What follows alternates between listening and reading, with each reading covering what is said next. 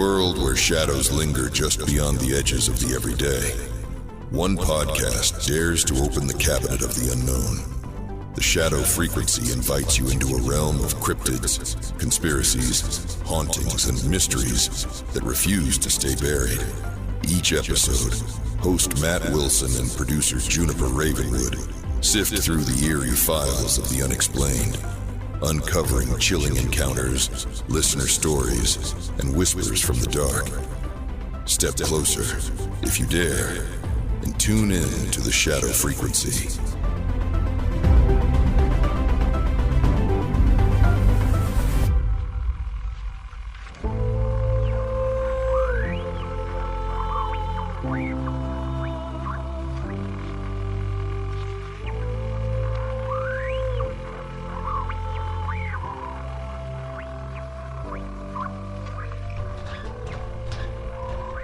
Okay, hang on a sec. This drawer is really full tonight. Whoa, look at this. Blurry photos, kind of grainy. Was that a Sasquatch or just a guy in a really bad Halloween costume? If it's a guy in a costume, he's been skipping leg day. Those are some big hairy feet. Well, I'm filing these back under things we probably shouldn't go looking for in the woods. Okay, digging deeper.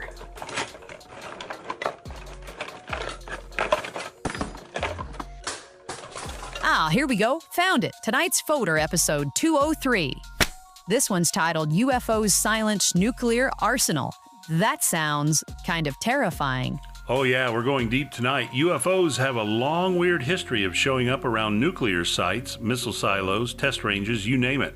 And some of the stories are chilling. So they're either curious tourists from another galaxy, or they're trying to make sure we don't blow ourselves up? Exactly, and we're going to dig into some of the strangest encounters ever reported. All right, let's shut the file cabinet and get this episode rolling. This is episode 203, UFOs Silence Nuclear Arsenal.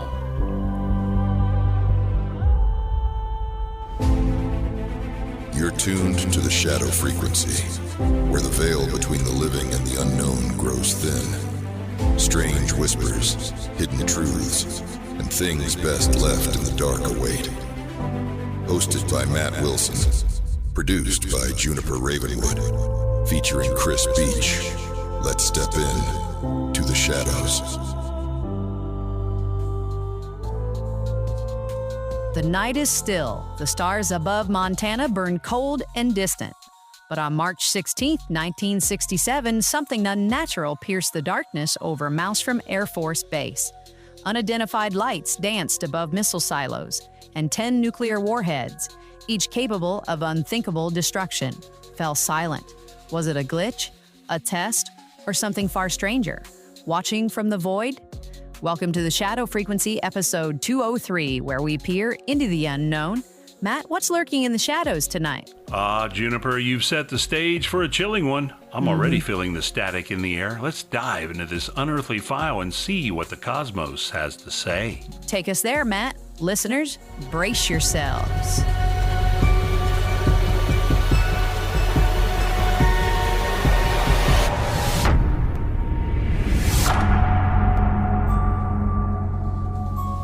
Thanks, Juniper, for digging into that dusty file cabinet of the bizarre and pulling out this gem. Tonight we're cracking open a case that's as cold as a Montana winter and twice as unsettling.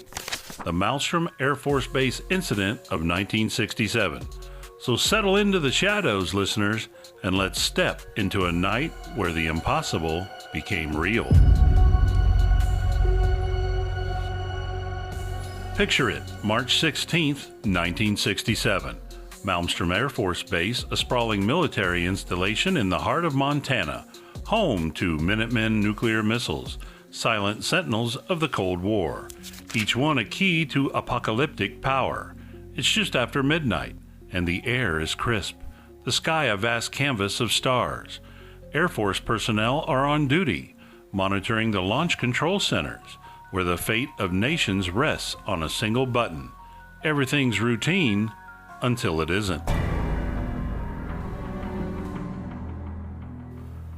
Captain Robert Salas, stationed at the Oscar Flight Launch Control Center, is deep underground in a fortified capsule. His job is to keep those missiles ready, armed, and operational. Suddenly, a topside security guard radios down, his voice trembling. "Sir, you're not going to believe this. There's a glowing red object hovering right above the gate." Sir, you're not going to believe this.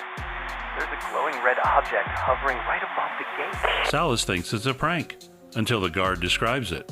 A saucer-shaped craft, pulsing with crimson light, silent as death, floating just outside the perimeter. Before Salas can process this, the alarms start screaming. One by one, 10 nuclear missiles, each one a marvel of engineering, go offline. Their status lights flip to no-go, completely disabled, unresponsive. At the same time, across the base at Echo Flight, another set of missiles goes dark. Reports flood in.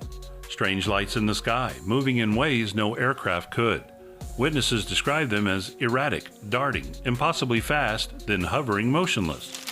One airman swears he saw a beam of light shoot from the craft to the ground, like it was scanning or commanding something.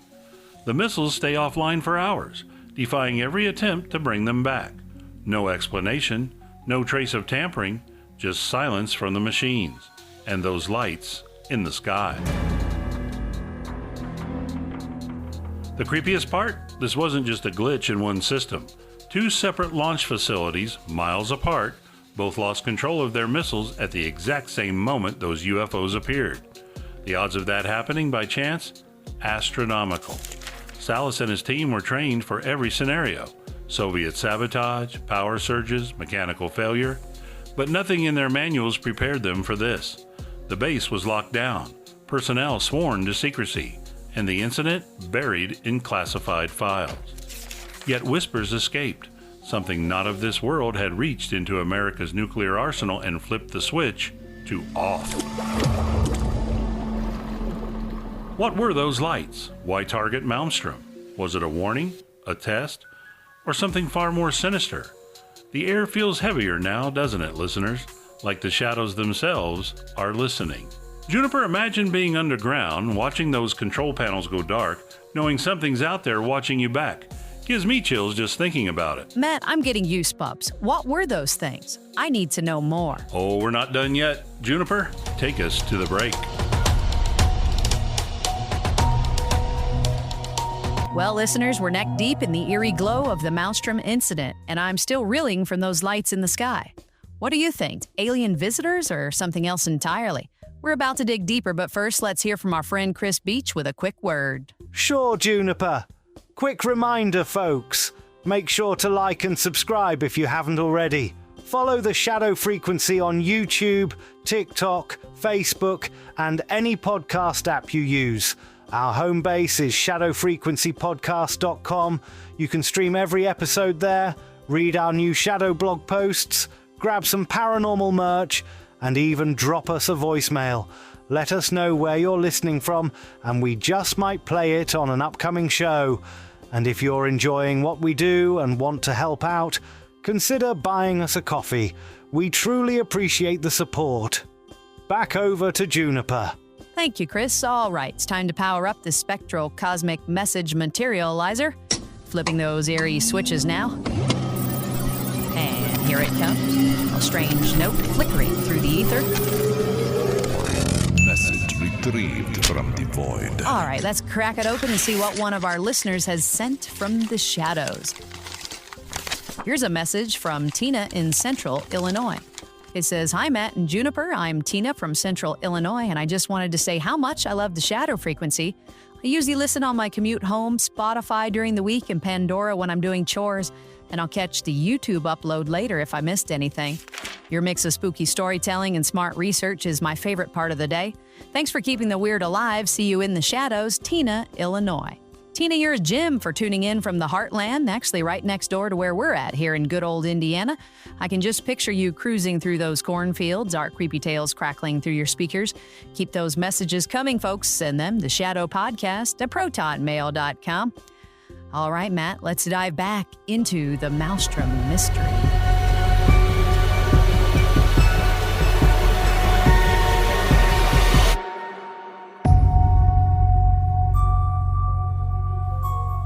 Welcome back, listeners, to the Shadow Frequency. We're plunging deeper into the Malmstrom Air Force Base incident of March 16, 1967, where UFOs, yes, unidentified flying objects, seem to toy with America's nuclear might.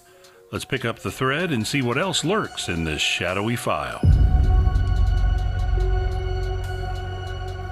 After the missiles went offline, the Air Force scrambled to investigate. Captain Robert Salas, one of the key witnesses, was debriefed extensively. He reported that the glowing red craft was unlike anything he'd ever seen. No wings, no exhaust, no sound. Just a presence, hovering with purpose. Other personnel corroborated his story. Multiple airmen saw lights that night, some describing them as pulsing like a heartbeat.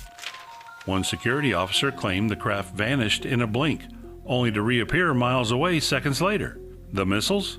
They didn't come back online until the next day, after the UFOs were gone. No physical evidence was found, no scorch marks, no debris, but the impact was undeniable.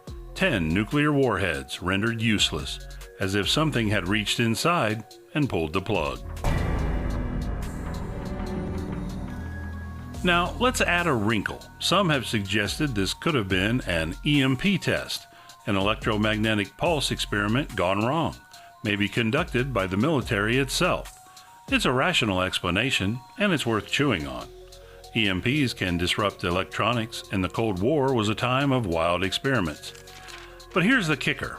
Robert Salas disputes this. He says no EMP tests were scheduled, and the precision of the shutdown, targeting only the missiles, leaving other systems untouched, doesn't match known EMP tech of the time.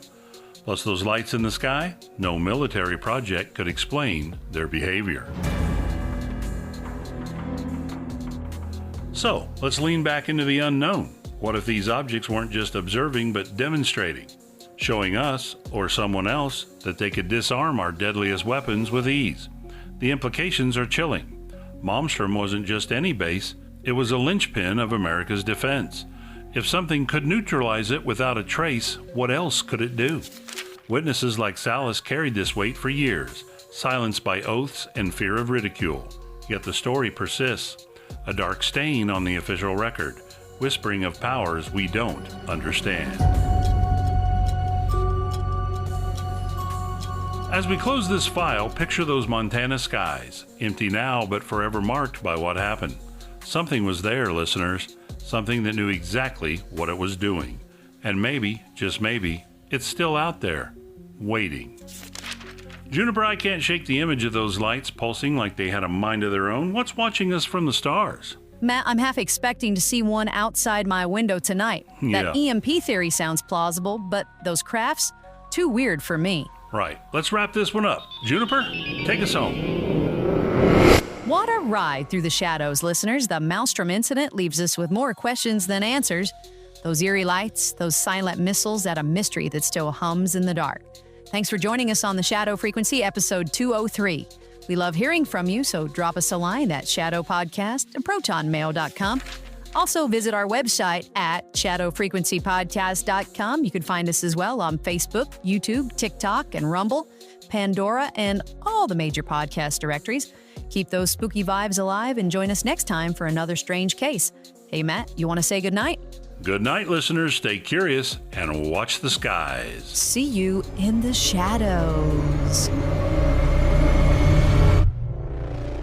This episode was produced with a commitment to exploring the unexplained while grounding our discussion in documented discoveries. All interpretations are speculative and intended for entertainment purposes.